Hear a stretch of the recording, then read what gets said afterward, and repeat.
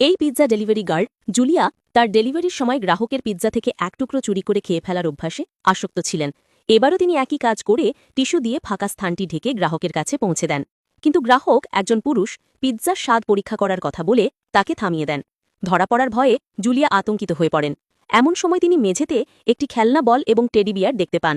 লোকটি যখন টিস্যুটি সরাতে যান, জুলিয়া তখন কৌশল করে খেলনা বলটি লাথি মেরে দূরে সরিয়ে দেন। এতে পিৎজা ছড়িয়ে ছিটিয়ে যায় এবং প্রমাণ লোপাট হয়ে যায়। জুলিয়া স্বস্তি নিয়ে চলে যেতে চাইলে লোকটির স্ত্রী তাকে থামিয়ে দেন। মেয়েটি দাবি করেন যে জুলিয়ার সব কাজ তিনি দেখেছেন এবং তাকে চাকরি থেকে বরখাস্ত করার জন্য কোম্পানিতে ফোন করবেন। জুলিয়া ক্ষমা চান এবং তাকে এ কাজ না করার জন্য অনুরোধ করেন। তিনি বলেন যে তিনি একজন একক মা এবং তার মেয়ের পড়াশোনার খরচ চালানোর জন্য সামান্য টাকা বাঁচানোর জন্যই তাকে এ কাজ করতে হয়েছে। এই কথা শুনে মেয়েটি সহানুভূতি দেখানোর ভান করে জুলিয়াকে জড়িয়ে ধরেন। এই সুযোগে মেয়েটি তার ব্যাগে একটি দামি হাতঘড়ি রেখে দেন। জুলিয়া কিছু না জেনেই মনে করেন যে মেয়েটি তাকে ক্ষমা করে দিয়েছেন। তবে তিনি যখন তার ব্যাগ খোলেন, তখন সেখানে অতিরিক্ত একটি জিনিস দেখে অবাক হন। মেয়েটি তখন তাকে জানান যে সিসিটিভি ফুটেজে জুলিয়ার ঘড়ি চুরির ঘটনা ধরা পড়েছে।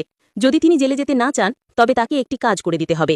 মেয়েটি জুলিয়াকে তার স্বামীর প্রেমিকা সাজার এবং প্রমাণ হিসেবে একটি ছবি তোলার জন্য বলেন। অন্যথায় তিনি তাকে পুলিশের কাছে ধরিয়ে দেবেন। চাকরি বাঁচানোর জন্য জুলিয়া রাজি হয়ে যান। এরপর মেয়েটি তার স্বামীর পানিতে ঘুমের ওষুধ মিশিয়ে দেন। স্বামী সেই পানি পান করে শোবার ঘরে চলে যান।